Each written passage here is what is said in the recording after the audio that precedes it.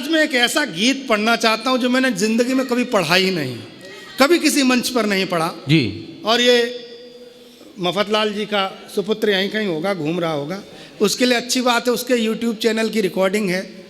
तो मैंने भी अपने चैनल पर यह गीत नहीं कभी सुनाया जी, और मैंने किसी मंच पर यह गीत नहीं सुनाया। अच्छा अच्छा। मैं पहली बार वो गीत पढ़ रहा हूँ, मुझे नहीं पता मैं कैसा पढ़ पाऊंगा, लेकिन मैं कोशिश करता हूँ क्योंकि मेरे कॉलेज के दोस्त बैठे हैं जी, हमारे गुरुजी, हमारे आदरणीय बड़े भाई मार्गदर्शक ध्रुवेन जी बैठे हैं, आदरणीय डॉक्टर मंजू जी बैठी हैं, और आप सब जो लोग बैठे हैं, इतने सुंदर सुंदर लोग, ये सब भी उसी दुनिया से निकल कर आए हैं।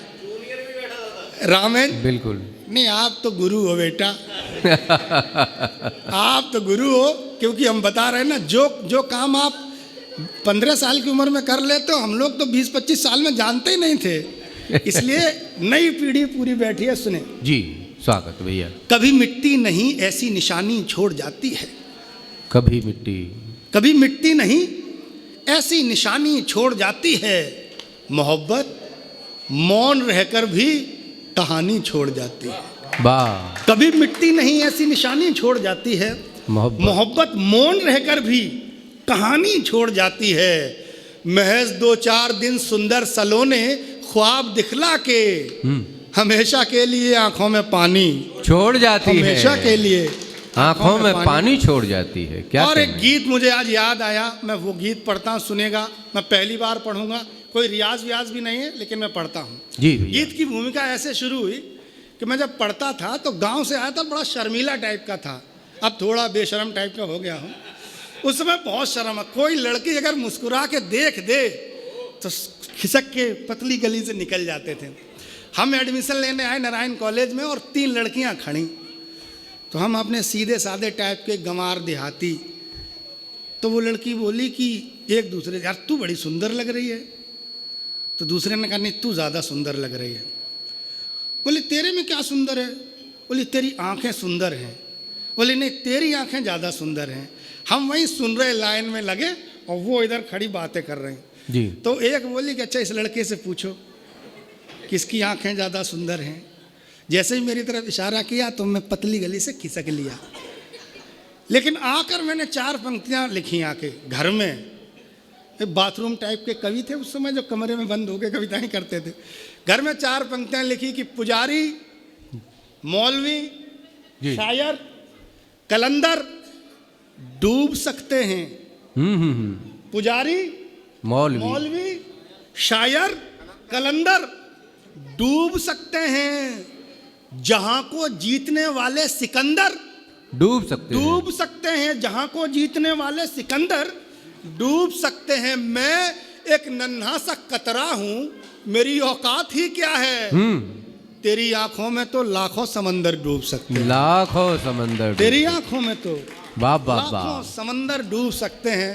और चला तो उस दौर में एक चलन था, डायरी पे लैंडलाइन नंबर लिखवाने का, तो फोन ऑन तो होते नहीं थे और बड़े शर्मीले टाइप के होते थे। कभी किसी का नंबर मिल भी गया तो पलट के कभी फ़ोन तो कर ही नहीं पाए। एक हमारे कॉलेज में पढ़ती थी, मतलब वैसा कुछ नहीं था, साथ में पढ़ती थी।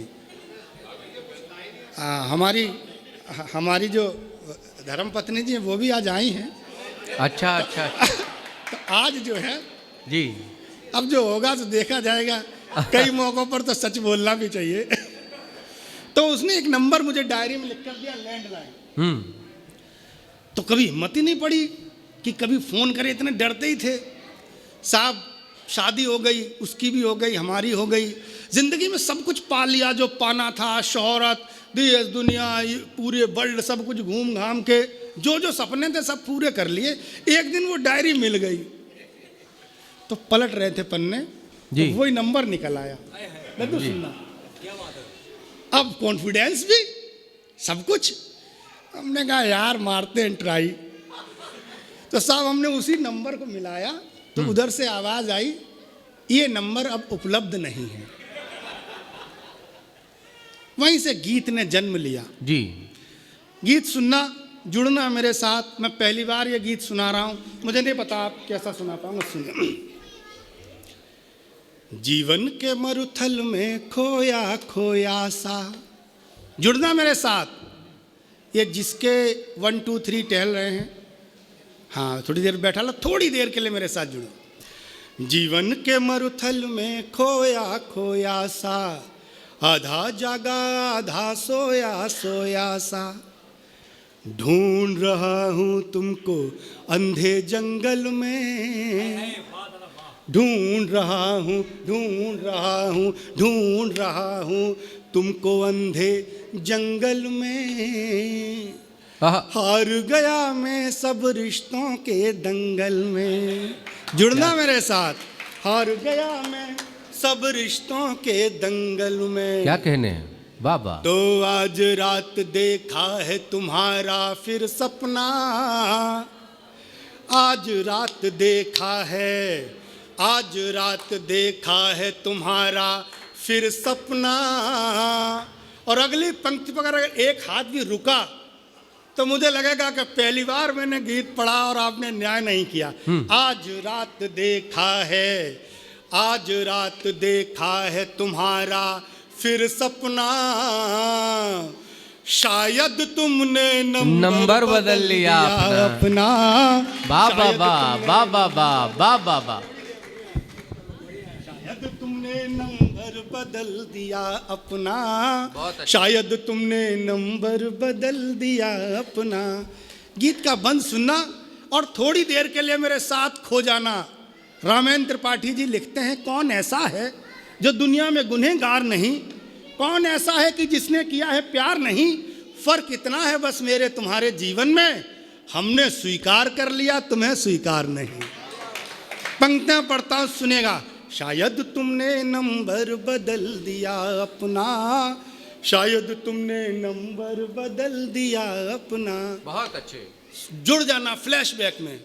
बस अड्डे पर रोज सवेरे 7 बजे, बस अड्डे पर रोज सवेरे 7 बजे, बेसब्री से राह निहारा करते थे।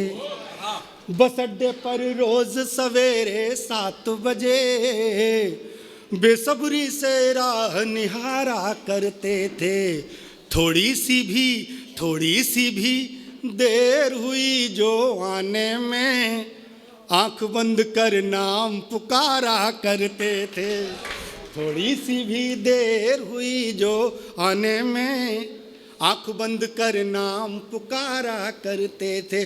पंक्तियां सुनना कि याद अभी तक है वो सर्दी। कुछ लड़के तो कोहरे का इंतजार करते थे उन दिनों। याद अभी तक बस अड्डे पर रोज सवेरे 7 बजे, बेसब्री से राह निहारा करते थे। थोड़ी सी भी देर हुई जो आने में, आंख बंद कर नाम पुकारा करते थे। तो याद अभी तक है वो सर्दी, याद अभी तक है वो सर्दी में कपना।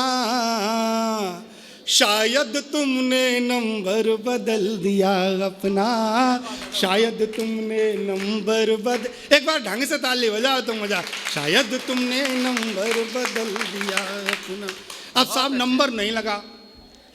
अब नंबर जब नहीं लगा तो और टेंशन, तो और पन्ने पलटे। तो एक और उसकी कोई सहेली थी बगल वाली, उसका नंबर लगाया तो उससे बात हुई। उसने कहा पता नहीं उसकी तो शादी वादी हो गई थी, अब पता नहीं कहाँ रह रही है।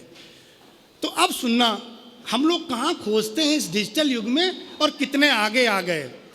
कविता में एक प्रतीक भी, नए प्रतिमान, नए बिंब देने की कोशिश की।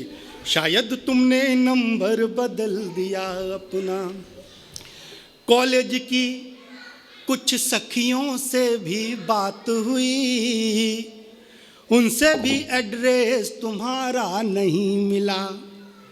कॉलेज की कुछ सखियों से भी बात हुई, उनसे भी एड्रेस तुम्हारा नहीं मिला। अनगिन बार फेसबुक पर भी सर्च किया, लेकिन फिर भी फेस तुम्हारा नहीं। अनगिन बार फेसबुक पर भी सर्च किया, लेकिन फिर भी फेस तुम्हारा नहीं मिला। तो अब यादों की, अब सुधियों की, अब यादों की गर्म आंच पर है तपना। शायद तुमने नंबर बदल दिया अपना, शायद तुमने नंबर बदल दिया अपना। अंतिम पंक्तियां पढ़ता हूं, सुनिएगा। हमने जिंदगी में जो जो सपने देखे थे दद्दू, वो लगभग बहुत जल्दी पूरे हो गए। मैं सोचता था मैं जब बहुत बड़ा कवि हो जाऊंगा तो मैं भारत के लाल किले पर काव्य पाठ करूंगा।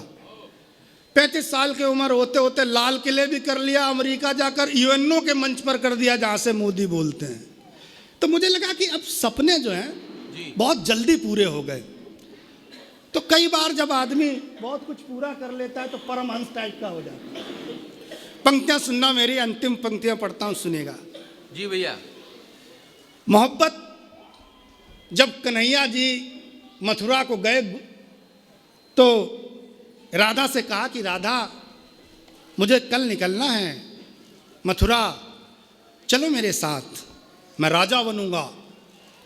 राधा ने कहा ठीक है, सुबह मैं बताती हूँ। राधा चली गई। कन्हैया जी रात भर आराम से यादों में खोए रहे कि राधा को लेके जाएंगे, मथुरा के राजा बनेंगे। सुबह जब रथ लेके पहुंचे तो राधा वैसे ही घूम रही अपनी, जैसे घाघरा चोली पहन के घूमती। कान्हा जी ने प्रश्न किया राधा से, बोले राधा मैंने तुमसे कहा था तुम चलो, तुम चल क्यों नहीं रही हो? तो जो राधा ने जवाब दिया है, मोहब्बत का इससे बढ़िया जवाब हो नहीं सकता सर जी।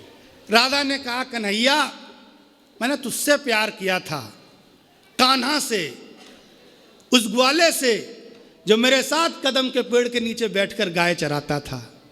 तू मथुरा जाएगा, वहां राजा हो जाएगा, वहां मेरे पास सब कुछ होगा, लेकिन मेरा कान्हा कहीं नहीं मिलेगा। मैंने जिस रूप से तुझे चाहा है वो रूप तो मुझे मिलेगा ही नहीं। फिर तेरे वैभव का, तेरी दौलत का, तेरी शौहरत का मुझे क्या करना? मुझे नहीं जाना, तू जा, मेरी मोहब्बत तेरे साथ हमेशा रहेगी। पंक्तियां पढ़ता हूं, सुनिएगा। शायद तुमने नंबर बदल दिया अपना, शायद तुमने नंबर बदल दिया अपना। अंतिम पंक्तियां कि हिंदी की पुस्तक में मोर पंख अब भी, यादों की एक मीठी दुनिया जिंदा है। हिंदी की पुस्तक में मोर पंख अब भी, यादों की एक मीठी दुनिया जिंदा है। और सबसे कीमती पंक्ति पढ़ता हूँ, हिंदी की पुस्तक में मोर पंख अब भी, यादों की एक मीठी दुनिया जिंदा है। भोली मुक्त हंसी के एक ठहाके पर, ये मेरी सारी, ये मेरा सारा वैभव शर्मिंदा है। हिंदी की पुस्तक में मोर पंख अब भी, यादों की एक मीठी दुनिया जिंदा है। भोली मुक्त हंसी के एक ठहाके पर, ये मेरा सारा वैभव शर्मिंदा है। और कितनी जिंदगी रह गई साहब, एक शब्द दिया, सुनिएगा कि घर से ऑफिस, ऑफिस से घर, घर से ऑफिस, घर से ऑफिस, ऑफिस से घर में खपना। शायद तुमने नंबर बदल दिया अपना, शायद तुमने नंबर बदल दिया अपना।